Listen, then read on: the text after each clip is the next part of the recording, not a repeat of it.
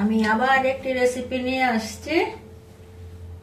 এর জন্য আমি এখন কড়াইয়ে তেল দিয়ে দিয়েছি, তেল গরম হয়ে গেছে। এখন দারচিনি দিলাম, এই এলাচি 4-5টা আছে, আর 6-7টা গোলমরিচ, 3-4টা লং, আর একটা তেজপাতা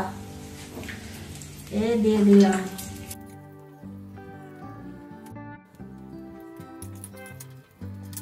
এখানে আমি একটু সাদা জিরাও দিয়ে দিলাম, 1 চামচের মতো সাদা জিরা, আদা, রসুন, পেঁয়াজ, 2টো পেঁয়াজ আছে এখানে, 4টা কাঁচা লঙ্কা, 2টো টমেটোর আছে,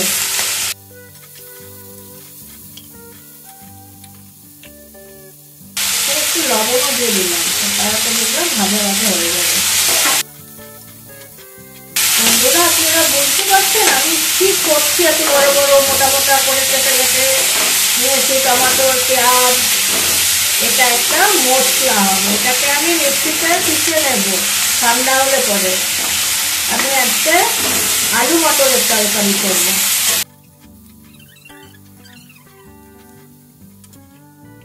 পেঁয়াজ, রসুন, টমেটো, লঙ্কা, আদা, জিরা, তারপরে একটা গরম মশলা, দারচিনি, এলাচি, লং, গোলমরিচ সব একবারে দিয়ে পিষে নিতে পারি। এটা আমার হয়ে যাচ্ছে, সেক্ষণ করবো না। এটা ঠান্ডা হলে পরে এটাকে পিষে নেব। এই যে এখন আমি ওগুলা তো ভেজে মিক্সি করে নিয়েছি মশলাগুলো, এখন আমি রান্না করব। এই তেল দিয়ে দিলাম, তেলটা একটু গরম হলে পরে শুরু করে দেব। একটা তেজপাতা দিলাম, সাদা জিরা দিলাম,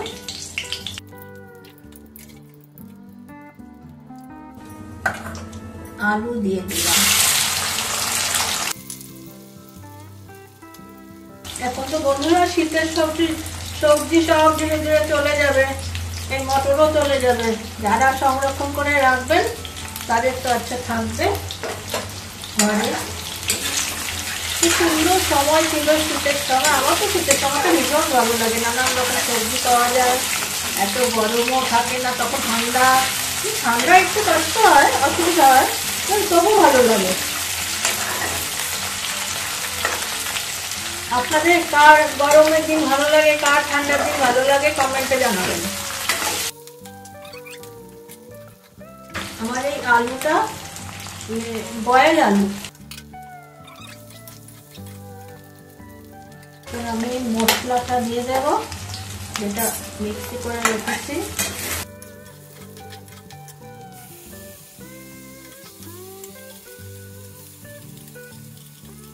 ডালটা ধুয়ে দিয়ে অনেক মশলা লেগে আছে।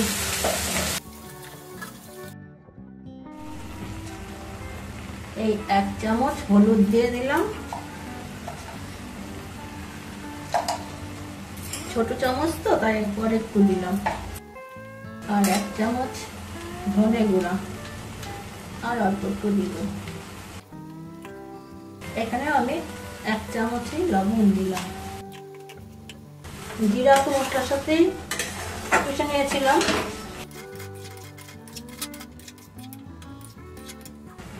এখানে আমি মটরগুলো দিয়ে দিলাম। মটর ঘরে থাকলে না ওই সাদা সাদা গ্যাস বের হয়ে যায়।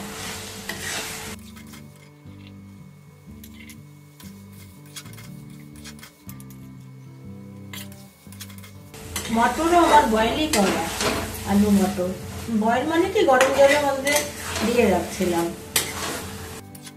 এখনকার তাজা মটর তো এগুলো বেশি সিদ্ধ করতে হয় না, গলে যাবে। এখানে আমি এই মিক্সির জার ধোয়া জলটা দিয়ে দিলাম। এটা আমি উষ্ণ গরম জল দিয়ে দিলাম, ঠান্ডা জল আর দেই নাই। এখন আমি এটা ঢাকা দিয়ে দেবো। থালাটা দিয়ে ঢাকলাম, হাতের সামনে এখন ঢাকনিটা নেই, আনতে হবে। আর বন্ধুরা এই যে আমি ঢাকনা খুলে দিয়েছি। এখানে আমি 1 চামচ কাশ্মীরি লাল মির্চি গুঁড়ো দিয়েছি, কাশ্মীরি লঙ্কা, মানে রঙের জন্য। এখন আমি জল দিয়ে দেব, 1 চামচ চিনি দিয়ে দিলাম। লঙ্কা আমি ওই কাঁচা লঙ্কাই দিয়েছি, আর ওই গোলমরিচ 3-4টা লং, এই আর লাল কাশ্মীরি লঙ্কা, এটা কালারের জন্য। আপনাদের ইচ্ছা হলে আপনারা শুকনো লঙ্কা দিতে পারেন।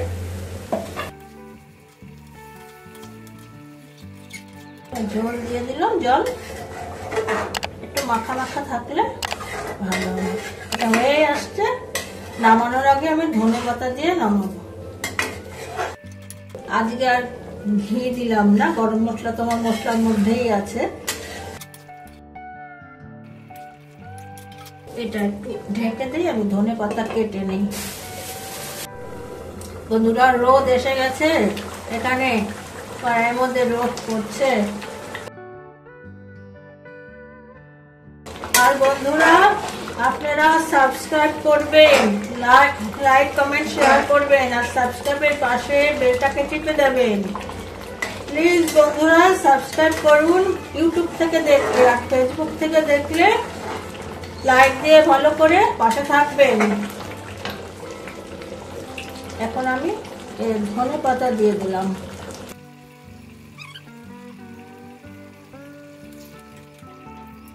আর বন্ধুরা আপনাদের যদি ইচ্ছা হয়, ওই যে প্রথমে আলু ভাজার আগে আমি জিরা তেজপাতা দিয়েছি, পেঁয়াজ তো আমি ভেজে পিষে নিয়েছিলাম, ওখানে আবার কেটে পেঁয়াজও দেওয়া যেতে পারে।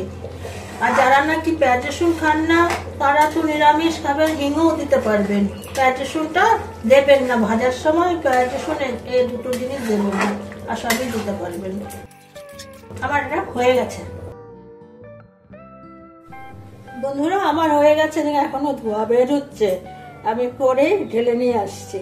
এভাবে আপনারা বানিয়ে খাবেন, বানিয়ে খেয়ে বলবেন কেমন হয়েছে কমেন্ট করে।